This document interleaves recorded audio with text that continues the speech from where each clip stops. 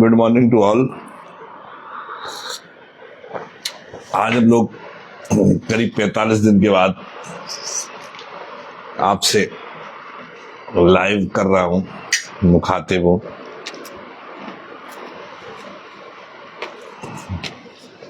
तो प्रयागराज में महाकुंभ चल रहा था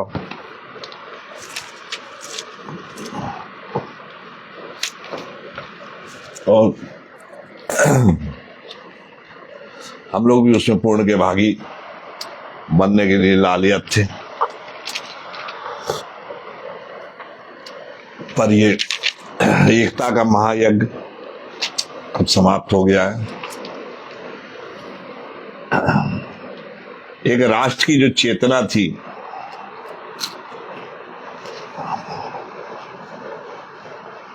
जो सैकड़ों साल से जो एक हिंदू एक मंच पर एकत्रित नहीं हो पा रहा था, वो इस महाकुंभ में सैकड़ों साल की गुलामी की मानसिकता के सारे बंधनों को तोड़कर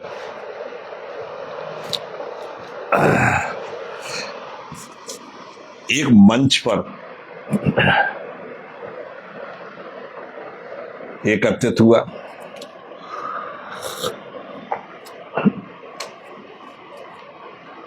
प्रयागराज के प्रवास के दौरान 45 दिन के इस महाकुंभ में सभी देवता देवी देवता वो हमसे जुड़े, संत महात्मा जुड़े, बच्चे, युवा, वृद्ध, अति वृद्ध।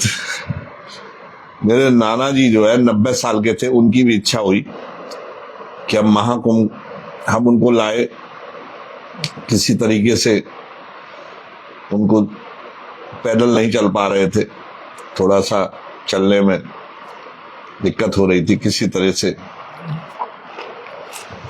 उनको आस्था की डुबकी लगाई। तो इसमें बच्चे, युवा, वृद्ध, अति वृद्ध सभी लोग जुटे। जो देश के चेतना का जागृत चेतना का साक्षात्कार हुआ यहां लोगों से। समस्त देशवासी की आस्था एक ही समय, एक ही स्थान और एक ही पर्व पर जुड़ गई। पूरे देश में एक ऐसी आस्था की लहर पैदा हुई, एक चेतना पैदा हुई कि कोई भी व्यक्ति ये लग रहा था कि अगर हम कुंभ में एक आस्था की डुबकी नहीं लगा पाए तो पता नहीं जीवन सार्थक होगा या नहीं।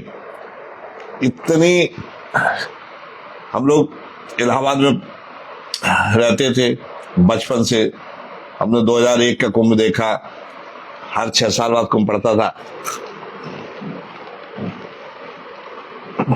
55 में 96 में अर्ध कुंभ पड़ा। -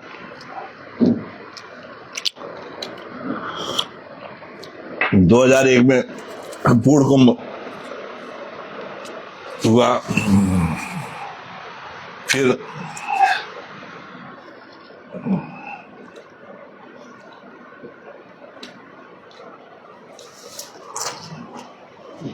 2007 में अर्ध कुंभ रहा।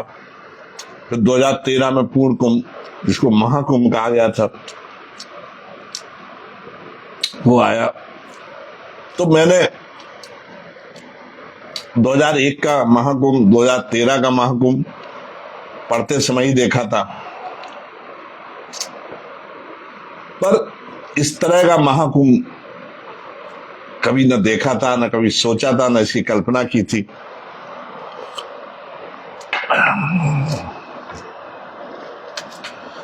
यानी पूरे विश्व में जो भी सनातन धर्म को मानने वाले,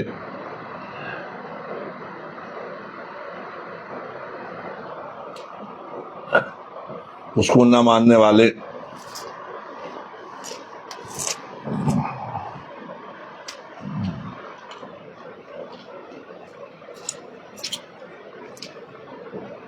सभी इस पर्व से जुड़ गए।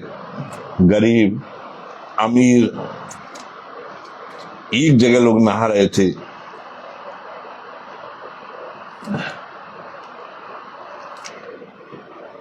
कोई अडानी के साथ नहाया तो कोई अंबानी के साथ नहाया। मेरे साथ का एक लड़का था लावल मिस्त्री का, वो डिसूजा के साथ नहाया, बोले कि इसका 1 लाख का टिकट था, पर मैं आज इसके साथ नहाया।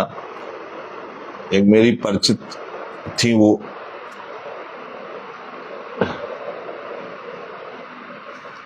गडकरी साहब के साथ नहाई।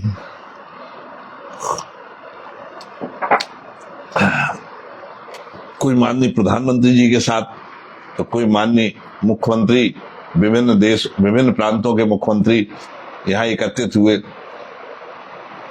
मध्य प्रदेश, राजस्थान, हर विधायक, हर मंत्री मैंने देखा जिसने कुंभ में आस्था की डुबकी न लगाई हो। साहित्य कोई बचा हो, चाहे वो राजनीतिक हो, एक्टर्स हो,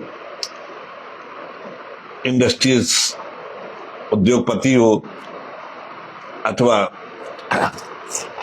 किसी भी सेक्टर में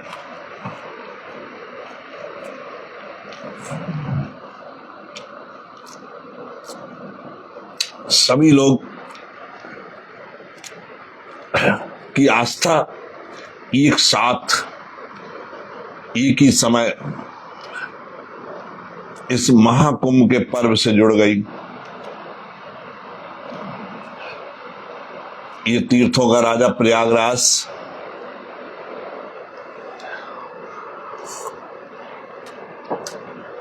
पूरे विश्व की एकता, समरसता और प्रेम का संगम बना। मेरे जितने रिलेशन थे, जो कभी नहीं आए थे, खाली हम लोग जानते थे, सभी लोग आए। जितने मेरे परिचित थे, फेसबुक से जुड़े हुए थे अथवा अन्य साधनों से जुड़े हुए थे, सभी लोग आए। कुछ से मुलाकात हुई, कुछ से फोन से ही वार्ता हो गई। कोई कहीं फंसा था,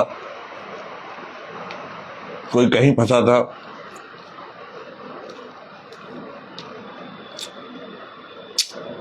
पर इतना बड़ा, इतना भव्य, इतना दिव्य अलौकिक आयोजन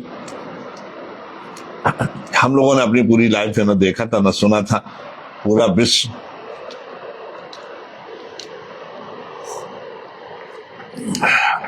कि हर जात, धर्म, हर वर्ग के लोग एक ही जगह, एक छोटे से शहर में 3 नदियों के संगम के किनारे आकर एकत्रित हो गए। एक ही जगह तीर्थराज प्रयाग के इसी क्षेत्र में एकता, समरसता और प्रेम का जो संगम बना, उसने गंगा, जमुना, सरस्वती के संगम को छोटा कर दिया। और तीर्थराज प्रयाग, जहां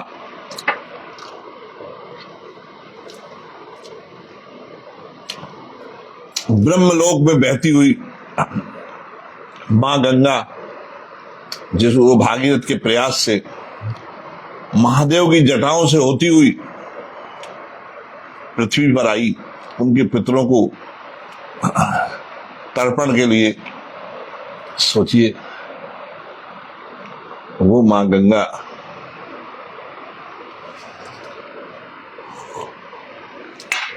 श्वेत वर्ण, आप गए होंगे, आपने देखा होगा, जहां गंगा, जमुना, सरस्वती का संगम है, वहां मां गंगा अलग से दिखती है। रंग उनका श्वेत रंग, और हिमालय की बंदर पूंछ से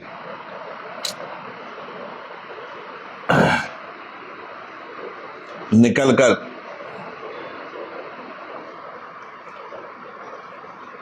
दिल्ली, यमुना,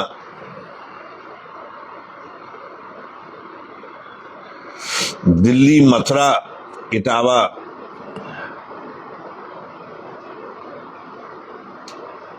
में इन जिलों से बहती हुई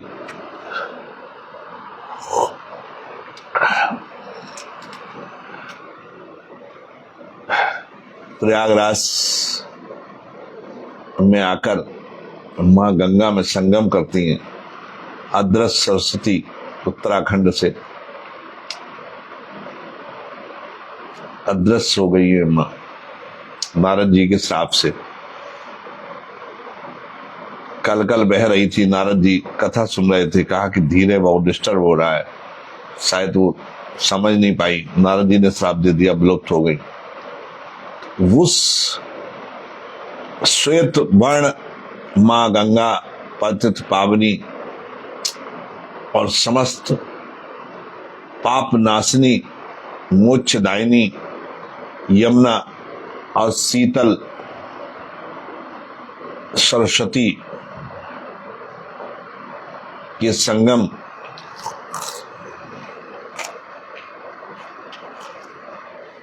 के तट पर एकता, समरसता और प्रेम का जो संगम बना, वो इस संगम पे भी भारी पड़ गया।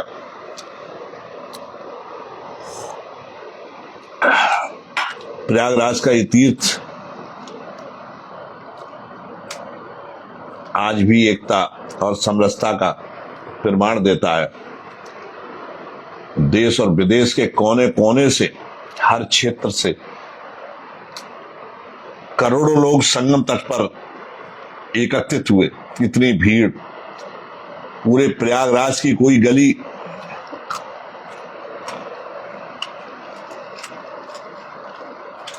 कोई चौराहा, कोई स्थान खाली नहीं था।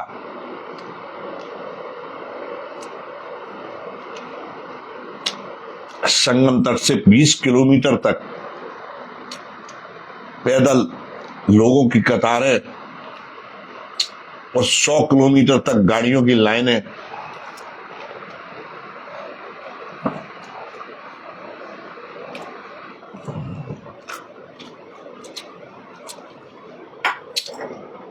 और ये सिलसिला 12 तारीख से शुरू हुआ। 13 को अपार जन समूह, जन सैलाब उमड़ा। हर व्यक्ति संगम की तरफ बढ़ रहा था। इतनी भीड़ हुई मकर संक्रांति के दिन कि हम लोग ये नहीं सोच पाए कि आज मकर संक्रांति है या मौनी अमावस्या। पहले कुंभ में मौनी अमावस्या में भीड़ होती थी, और जो मेन पर्व होते थे अमृत स्नान, इनको शाही स्नान पहले कहते थे, तो 3 शाही स्नान होते थे, मकर संक्रांति, मौनी अमावस्या और बसंत पंचमी। बाकी 3 पर्व होते थे। पूर्णिमा जिस दिन कुंभ शुरू होता था, उसके उपरांत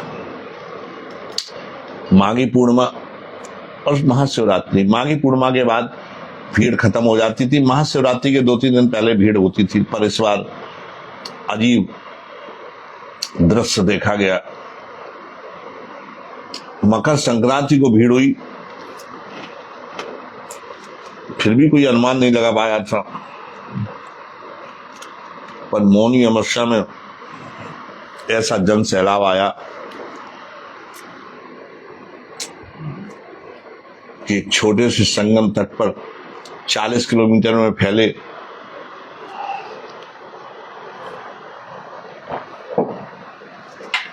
एक छोटे से संगम नोच पर 4-5 करोड़ लोग एकत्रित हो गए। समझ में नहीं आ रहा था। पूरे दुनिया के ब्लॉगर, मीडिया, 150 देशों की मीडिया एकत्रित थी, समझ में नहीं पा रहे थे। ड्रोन फेल हो गए, तस्वीर नहीं आ रही थी। इतना बड़ा जन सैलाब एक स्थान पर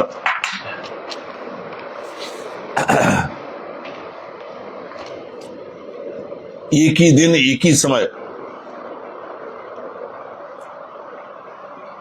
कई छोटे छोटे देशों की जनसंख्या के बराबर जनसमूह एकत्रित हुआ।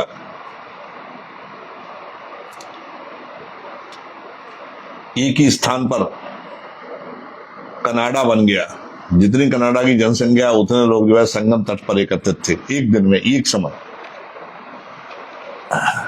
एक स्थान पर एकता, समरसता और प्रेम का जो संगम बना, उसे कैमरे में कैद करना मुश्किल था।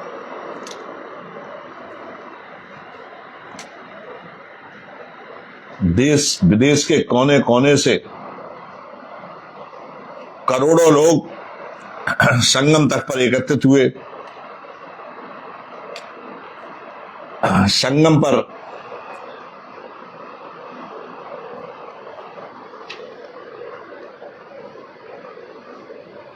स्नान की भावनाओं, डुबकी लगाने का जो एक जुनून,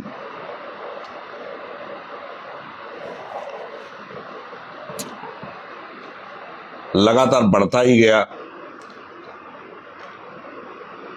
एक एक व्यक्ति ने एक डुबकी लगाने के लिए 1-1 लाख रुपए खर्च किए। 60 चार्टर प्लेन एयरपोर्ट पर उतरे, जो एक अब तक का सबसे बड़ा रिकॉर्ड है कि एक ही शहर में, एक ही स्थान के लिए, एक ही क्षेत्र के लिए, एक छोटे से गंगा जमुना सरस्वती के पवित्र संगम के किनारे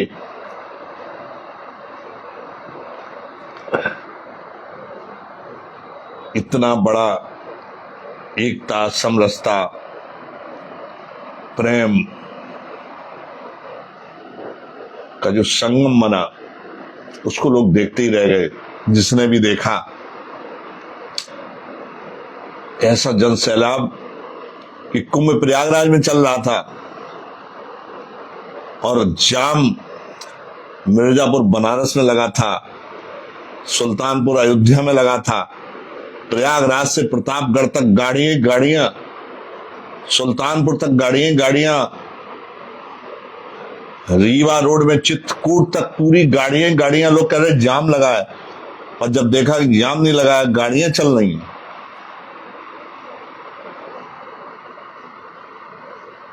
जब समाचार आने लगे कि अब आप लौट जाए, जाम लगा है, जाम नहीं था, जाम का कोई जाम नहीं था। सारी पार्किंग भर गई, सारी सड़कें भर गई। 25 किलोमीटर तक ऐसा जनसैलाब कि आप चावल फेंके और जमीन पे ना गिरे। और उस भीड़, जो गाड़ियों की रफ्तार थी, वो रोक दी। 100 किलोमीटर तक लंबा जाम, 300 किलोमीटर तक गाड़ियों की कतारें।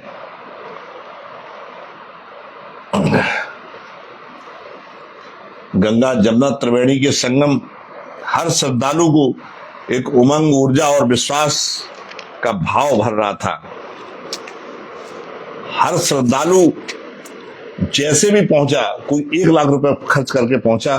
एक व्यक्ति, उनकी फैमिली में 4 लोग थे, उन्होंने 4 लाख का पेमेंट किया। एयरपोर्ट तक केवल एक डुबकी लगाने। मेरे कई ऐसे लोग थे परिचित जो एयरपोर्ट पे उतरे, उसके बाद हेलीकॉप्टर से बोट क्लब आए और बोट क्लब से नाव लेकर उन्होंने आस्था की डुबकी लगाई। जो पेमेंट किया गया वो 1 लाख से ज्यादा था पर पर्सन। और फिर तो कई लोग ऐसे थे जिन्होंने अवसर का लाभ भी उठाया। जो नाविक कुछ ऐसे निकले जिन्होंने मौके की तलाश में 500-700 रुपए में जो नाव में ले जाते थे, उन्होंने उसका रेट 5,000 फिर 50,000 तक कर दिया। जो विमान कंपनियां थी, चाहे वो इंडिको हो, चाहे वो एयर इंडिया हो, सारों ने 20 गुने 50 गुने रेट बढ़ा दिए। जो टिकट 5,000 का आ रहा था, उसका 50,000 आया। समझ में नहीं आ रहा था। लोग पैदल चल चल के थक जा रहे थे, तो एक नया व्यवसाय शुरू हुआ। बहुत सारे लोग मोटरसाइकिल से आए, और वो इसलिए आए कि हम कुछ लोगों की मदद कर सकें। जो श्रद्धालु आए, उनकी जो है हम सेवा कर सके। पर धीरे धीरे वो व्यवसाय में बदलता चला गया। मेरे एक परिचित थे, उनके पास स्कूटी थी, वो रुके हुए थे एक कोई हिंदू परिषद का शिविर में।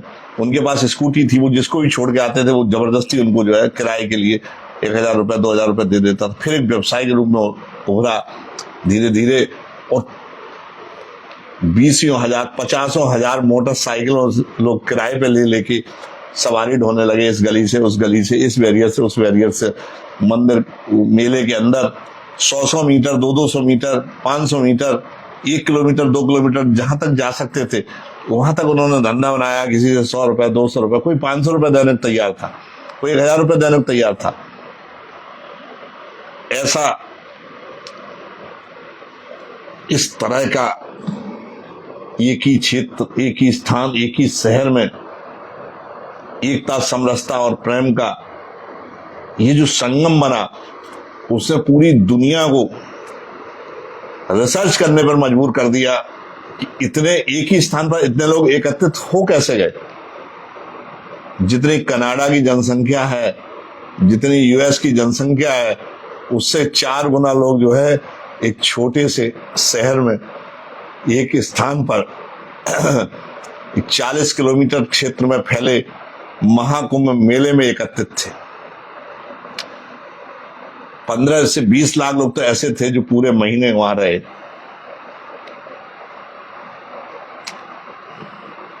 तेरह अखाड़ा और उनके बहुत सारे अखाड़ों से जुड़े हुए साधु संत। मुझे लग रहा है कि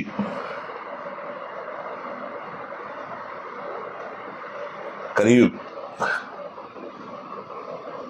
5 लाख नागा सन्यासी महंत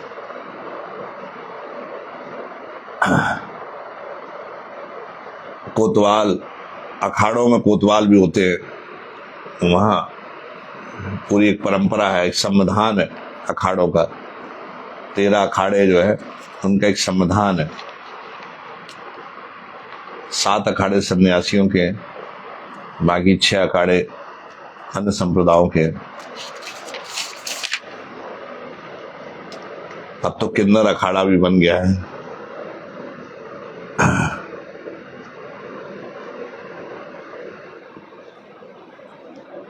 तो एक क्षेत्र में इतनी बड़ा एकता, समरसता और प्रेम का जो संगम बना, जिसने पूरी दुनिया को स्पष्ट संदेश दे दिया कि हिंदू जागृत हो चुका है। 60 करोड़ हिंदू आस्था की डुबकी लगाने के लिए उसे सिद्ध कर दिया कि उसमें न कोई जाति है हिंदू में, न कोई धर्म है, न कोई विचारधारा है। और वो जनसैलाब, हम लोग, कई लोग हमसे कह रहे थे कि हमें भी आना है, और हम लोग कह रहे थे कुछ भीड़ कम हो जाए, और धीरे धीरे 26 फरवरी आ गई पर भीड़ कम नहीं हुई। 26 फरवरी को मेला की समाप्ति हुई, और अब भी जो है मतलब भीड़ खत्म हो गई, लेकिन फिर भी लोग आ रहे हैं। और जो लोग रह गए हैं उनसे विनम्र निवेदन है कि आ जाएं। हम लोग हैं, उनको अभी जो उसकी स्मृतियां हैं, जो यादें हैं, वो अभी जीवंत हैं। वो अलौकिक, वो भव्य दृश्य अभी भी वो यादें ताजा करते हैं। और आप विश्वास नहीं करोगे, वो संगम की डुबकी, आस्था की डुबकी हर व्यक्ति में उमंग, ऊर्जा और विश्वास का भाव भर देती है। जो लोग आए मेरे साथ, में कई लोगों के साथ गया संगम में नाव से। कभी कभी मेरे सारे, मतलब मुझे बड़ी खुशी हुई। मैंने कुछ ऐसे रास्ते निकाल लिए थे जिनसे कुछ शॉर्टकट कि हम भीड़ से बचा कर उनको संगम नोच तक पहुंचा देते थे। कुछ इस तरह के हम लोग लोकल थे। मेरा घर, मेरे पिताजी मां गंगा के बहुत बड़े भक्त थे। उनकी एक ही इच्छा थी कि हम प्रयागराज में ऐसे स्थान पर सेवानिवृत्ति के बाद आए कि रोज संगम के दर्शन करें, लेटे हनुमान जी का आशीर्वाद प्राप्त करें। अच्छे वट, जिसके बारे में शायद आप लोग जानते नहीं होंगे, जब भगवान राम, लक्ष्मण, सीता वनवास के लिए अयोध्या से रवाना हुए, तो श्रृंगवेरपुर, जो इलाहाबाद से 26 किलोमीटर दूर, वहां उन्होंने गंगा पार की, केवट संवाद हुआ। निषाद राज उनको प्रयाग में छोड़ने आया, और वो उस समय के जो सबसे बड़े महर्षि थे, ज्ञानी, आप शायद कुछ ही लोग जानते होंगे, ये रिसर्च से स्थापित हुआ है कि जो विमान उड़ाने की जो तकनीक थी वो महर्षि भारद्वाज की ही देन थी। पहला पुष्पक विमान उन्हीं ने बनाया था। उनके हजारों शिष्य थे। बहुत बड़ा भारद्वाज आश्रम जो इसी गंगा जमुना सरस्वती के पावन त्रिवेणी के तट पर स्थित था। हजारों चरक संहिता यही लिखी गई, और भगवान राम अपने भ्राता लक्ष्मण, मां सीता के साथ भरद्वाज मुनि के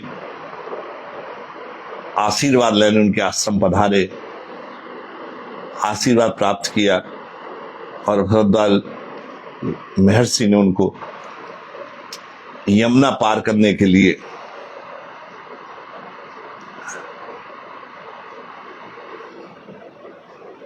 निर्देशित किया कि आप उस तट पर जाकर यमुना करें। वहां एक बट वृक्ष है, उसके नीचे विश्राम करें। उस बट वृक्ष के नीचे उसकी जो शीतल छाया, उससे मां सीता इतनी प्रसन्न हो गई, उसको वरदान दे दिया कि तुम कभी नष्ट नहीं होगी, तुम इतने उपयोगी हो मानव कल्याण के लिए, लौकिक परलौकिक के लिए इतने ज्ञानी हो, इतने तुम्हारी आवश्यकता है इस सृष्टि में, इससे तुम कभी नष्ट नहीं होगे। और वो अक्षय अक्षय जो कभी क्षय नहीं हो सकता, नष्ट नहीं हो सकता, वो अक्षय वट उस यमुना के तट पर आज भी विराजमान है। वहां लोग जो है अक्षय वट पर चढ़कर कूद कर यमुना में अपने प्राण त्यागते थे। हड्डियों का ढेर बन गया था। सम्राट अकबर, मुगल शासक अकबर ने उस अक्षय वट को अपने किले में ले लिया ताकि लोग वहां से आत्महत्या न कर सकें। उस प्रथा पर रोक लगा दी, पर उसके किनारे जो एकता, समरसता और प्रेम का जो संगम बनता था हर 12 साल बाद, वो सदियों से उसकी वो कब से चल रहा था किसी को भी इस संबंध में बहुत प्रमाणिक सटीक जानकारी नहीं है। कन्नौज के राजा हर्षवर्धन इस महाकुंभ में आते थे और वो दान देते थे, इतना दान देते थे कि कपड़ों के अलावा कुछ नहीं बचता था। तो आज भी स्नान दान की परंपरा वहां है। इस बार तो लोगों ने, वहां के जो निषाद राज थे, उन्होंने नाव के रेट इतने बढ़ा दिए थे कि लोग परेशान हो गए थे। पर हमने यही समझाया, हमने कहा कि आप दान दे रहे हैं इनको, 45 दिन का इनका 45 दिन का जो भगवान ने इनको कभी दिया होगा आशीर्वाद कि 2025 में एक महाकुंभ आएगा, विशाल महाकुंभ आएगा, और तुम इतनी कमाई कर लोगे कि पूरे साल, अगले 12 साल तक जो है तुम्हें कुछ करने की आवश्यकता नहीं होगी। तो शायद उसी कुछ प्रयाग वासियों ने अपना दिल खोल दिया। कोई ऐसा घर परिवार नहीं था जहां कोई ना कोई आया ना हो। किसी के घर में, हर घर में मेहमानों की कतार लगी हुई थी। सब बहुत खुश थे। बहुत सारे लोगों ने, अक्सर मेरे पास फोन आते थे कि भैया मेरे रिश्तेदार वहां फंसे हुए हैं, थोड़ा सा फोन कर दो, यहाँ फंसे हुए हैं। कई जगह मैंने ये बहाना करके रुकवाया। मैं कहता था कि आप कह देना कि मैं उनके यहाँ जा रहा हूँ, उनके यहाँ फंक्शन है। इस तरह से लोगों को निकलवाया और अपने घर पर चाय पिलाई, यहीं गाड़ी खड़ी की, फिर कहा भैया अब यहाँ से 2-3 किलोमीटर है, पैदल चले जाए। लोग गए। तो हम लोग ये सोचते रहे कि कुंभ में कुछ भीड़ कम हो जाए। कई लोग आए हुए थे जो बहुत बड़े बड़े साधु संतों से, अखाड़ों से जुड़े हुए थे। उनकी इच्छा थी कि एक बार आ जाए, यहाँ हमारे स्वामी जी का आशीर्वाद ले जाए, पर हम लोग जा नहीं पाए। मेरी बहन आई, उनको अवधेशानंद गिरी से मिलना था, मैं उनसे बहुत बार मिला हूं, 2013 से मेरे उनके संबंध है, मैंने उनका आशीर्वाद लिया है, पर भीड़ के कारण हम नहीं जा पाए इस बार।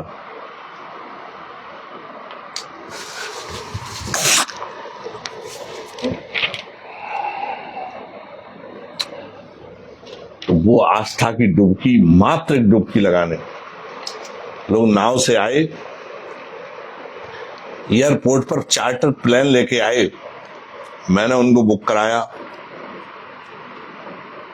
हेलीकॉप्टर से बोट क्लब उतरे और वहां से नाव लेकर और आस्था की डुबकी लगाकर वापस आए।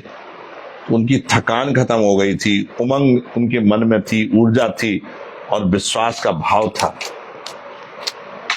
पूरे विश्व में इस तरह के विराट आयोजन, इस तरह के भव्य दिव्य अलौकिक आयोजन की किसी ने कल्पना नहीं की थी।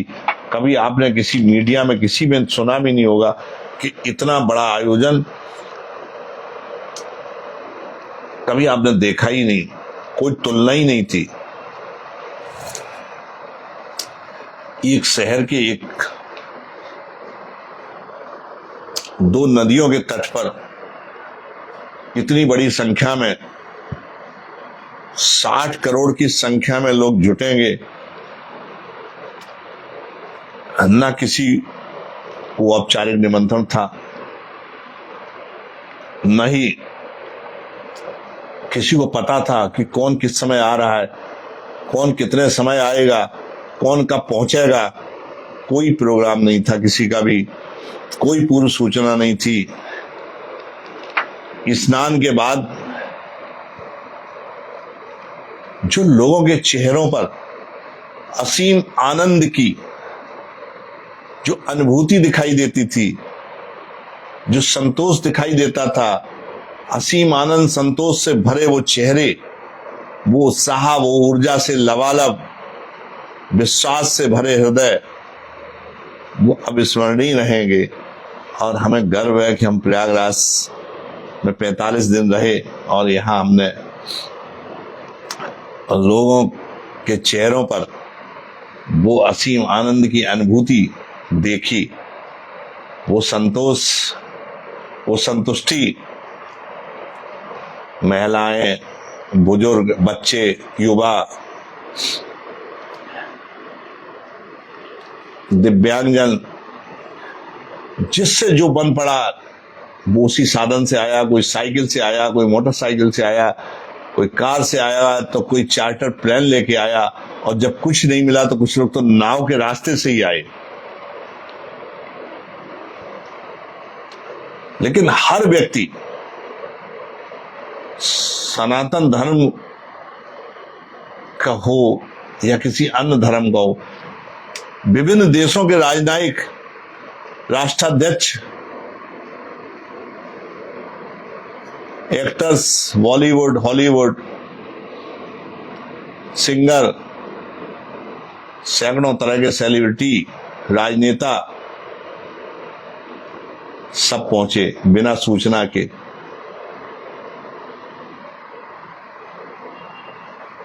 किसी का कोई प्रोटोकॉल नहीं, सब एक ही स्थान पर एक साथ ही स्नान कर रहे थे।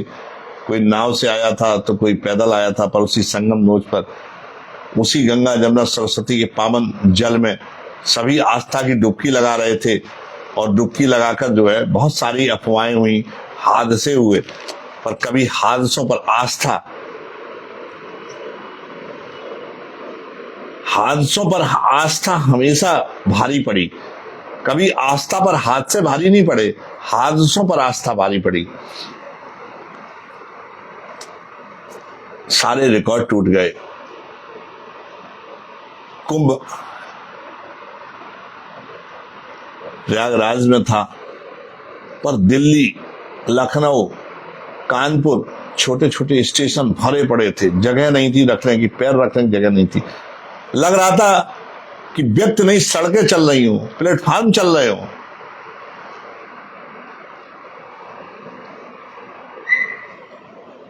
महाकुंभ ने प्रयागराज पहुंचने वालों की जो संख्या थी, उसमें एक नया रिकॉर्ड बनाया। उस भीड़ को देखकर किसी ने सोचा भी नहीं था बाद में हजारों स्टे होम खुल गए, जब होटल वालों ने हाथ खड़े कर दिए, जो 5,000 होटल वाला लेता था उससे 50,000 कर दिया, जो 1,000 ले रहा था उससे 10,000 कर दिया, क्योंकि हर व्यक्ति चाह रहा था कि भीड़ को रोके कैसे। जो नाव वाले 500 रुपए ले रहे थे उन्होंने 5,000 कर दिया पर पर्सन। 5,000 का एयर लाइंस का टिकट 50,000 में हो गया। पर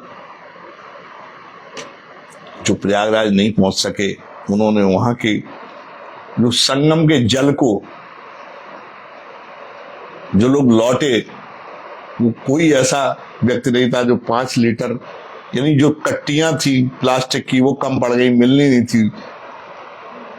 उन लोगों ने भी जो है, जो बोतलें प्लास्टिक की थी तरह तरह की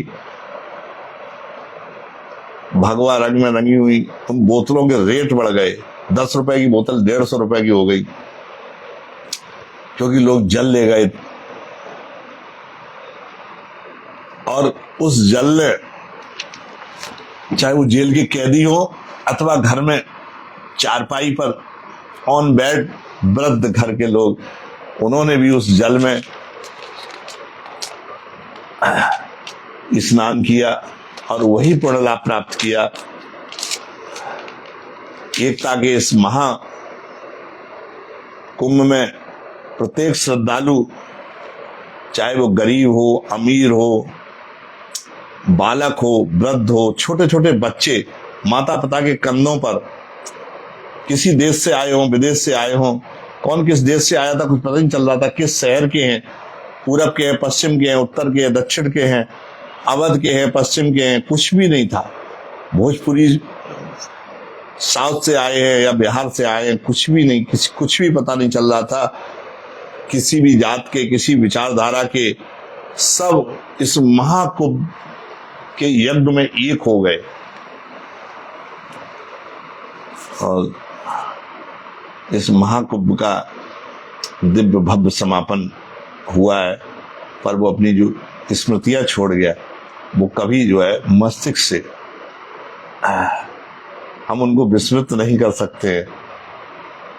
और जो नहीं आ सके, बहुत कुछ या भीड़ के कारण खाली स्नान करके लौट गए, एक बार उनसे पुनः आग्रह है कि वो एक बार जरूर आए, अच्छे वट के दर्शन करें, जिसके पत्तों पर जब भगवान राम जब उसके नीचे विश्राम कर रहे थे, माँ सीता ने आशीर्वाद दिया कि तुम कभी नष्ट नहीं होगे।